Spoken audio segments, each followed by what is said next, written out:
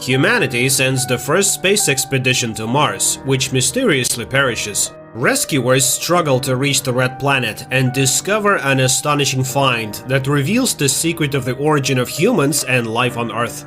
I don't know what the hell we just did. A party is held at the house of astronaut Luke Graham in honor of his departure to Mars. Families of his friends and colleagues gather, and the man says goodbye to those staying behind, including his friend Jim McConnell, who had long been preparing for this flight but had to leave the project due to his wife's illness. The friends wish Luke a safe flight and remember the deceased woman. She would have been happy that the mission takes place. In 2020, the first manned expedition arrives on the Red Planet. Soon people discover a strange white formation near the base in the Cydonia region, which they suspect is the extrusion of a layer of water, which will be useful for future human colonization. Transmitting the news of the find to the command center aboard the International Space Station, 4 crew members head to the location of the formation for further research. Arriving on site, people see a tall mountain, which radar identifies as metallic. Then the astronauts begin to hear a strange low sound, but they think it's just interference from their Mars rover. And when they increase the power of their equipment, the sand beneath their feet starts to move.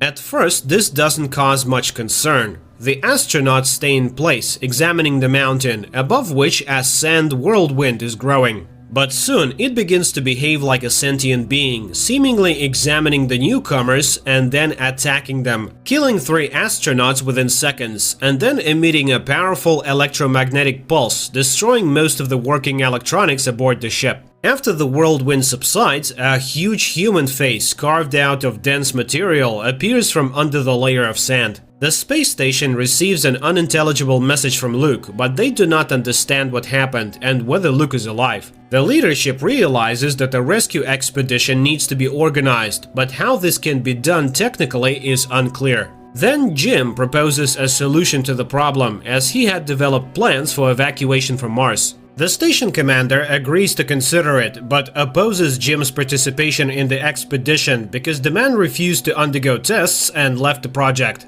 Woody Blake insists on including his friend in the crew, as his refusal to go on the first flight was for a good reason. He was very worried about his wife. Moreover, it was he and his wife who studied and designed the flight to Mars. So Jim knows more about this planet than everyone else, which will undoubtedly help in the rescue mission. Hearing his arguments, the commander agrees, and the rescue ship with a team of 4 people heads to Mars. In addition to Woody and Jim, the crew includes specialist Terry Fisher, Woody's wife, and Phil Allmeyer. Along the way, Jim kindly envies the love between Woody and Terry, observing how tenderly they treat each other. Soon, the surface of Mars becomes visible from the ship, and people note that the expedition camp is intact, and even see 3 burial mounds next to the building. It is unclear what happened to Luke. Maybe there was simply no one to bury him. Soon, a magnetic storm covers the planet, and the astronauts can no longer see anything. Command gives permission to land. Woody goes to share the news with Jim and catches him watching a family movie, from which it becomes clear that his wife was also an astronaut, and together with her husband they dreamed of flying to Mars. The ship is preparing to enter orbit around the Red Planet, but then a swarm of micrometeorites appears in its path, and one of the meteorites punctures the hull, injuring Phil's arm. The station begins to lose air, and Woody goes into open space to find and fix the breach. However, the breach is so small that it cannot be visually detected, and then Terry squeezes out juice, which floats to the hole and seeps through it, indicating the breach. However, the crew does not notice another breach in the fuel line of one of the main engines. When the engine ignites, the fuel displaced into space explodes, destroying the ship. The crew has no choice but to quickly don their spacesuits and venture out into open space, hoping to maneuver to the supply module left in orbit from the first expedition. They find the module, but it is moving on a lower orbit than theirs, and too fast. Woody uses up all the fuel in his rocket pack to reach the module and secures a rope to it. However, he fails to stop his own flight and continues to fall towards Mars. Terry, wanting to save her husband, detaches her rope and goes after him. But Woody, realizing that if she continues to try to save him, she will face certain death, removes his helmet and perishes. Crying, Terry watches her husband's body fall to the planet and then returns to the others. The three astronauts land on the planet using the module. Although the module itself will not be able to take off again, the rescuers brought with them new motherboards for the first expedition ship, replacing the burnt-out ones. Upon arriving at the base of the first expedition, they explore it, but find no one, although the living quarters are completely intact. Jim goes to the greenhouse and is amazed that all the plants are doing well, everything is functioning and working.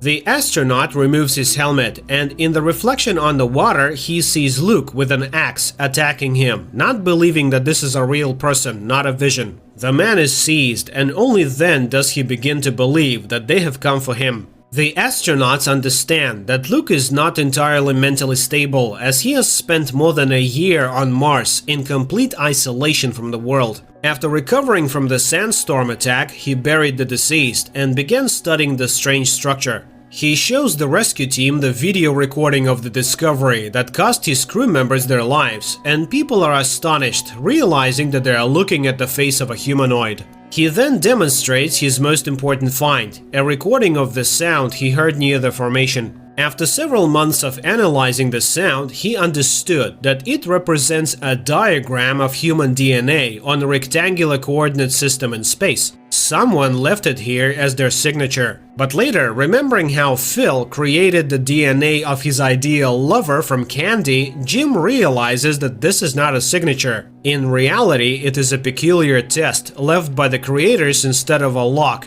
guarding the entrance to somewhere. It turns out that the first expedition perished because they answered incorrectly. Instead of complimenting the DNA, proving that they were humans, the astronauts directed radar at the face. Since the answer was wrong, the structure's security system, the sandstorm, destroyed the intruders. The team heads to the Sphinx, but first they send a robot and transmit a signal with the supplemented DNA through it. A bright light shines from an entrance that appears in the face. Everyone except Phil, who stays behind to fix the ship, goes to the face. Jim gives Phil the order to take off at a precisely determined time, even if they don't return. Then the people enter a white room, the door closes, and the astronauts lose contact with the ship. Soon, the room fills with Earth's atmosphere, and the people remove their helmets. Immediately behind them, another airlock opens, and upon passing through it, the astronauts find themselves in a dark room where they see a massive three-dimensional projection of the solar system.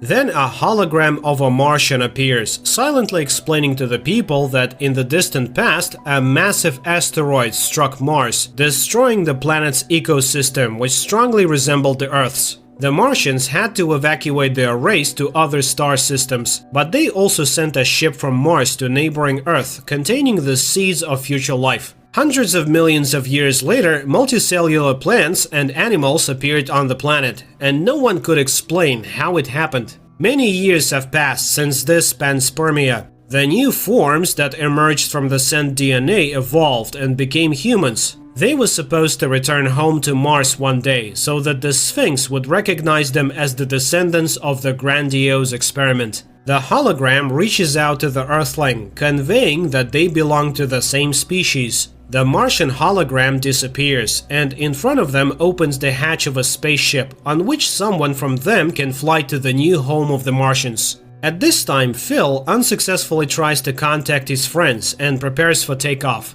The people hear his warning that the storm is getting stronger and will soon engulf the ship. They realize that they need to hurry, but Jim refuses to return to Earth when the opportunity to fly to another galaxy arises. He is sure that this is an invitation and he was born precisely to reach the new world. Jim says goodbye to his friends. Terry gives him a small rocket pendant to remember, which once belonged to Woody, and the astronauts leave. Meanwhile, Phil repeats the call, but not receiving an answer, he hesitates to press the launch button. And Jim enters a light elevator that lifts him onto the Martian ship. The two remaining astronauts barely make it back to the ship due to the sandstorm, and only because Phil, contrary to the order, delays the takeoff. Meanwhile, Jim steps onto a circle that appears before him and suddenly realizes that he can't move as water rises around him. The man braces himself for drowning and holds his breath, but then he takes a breath and starts breathing underwater.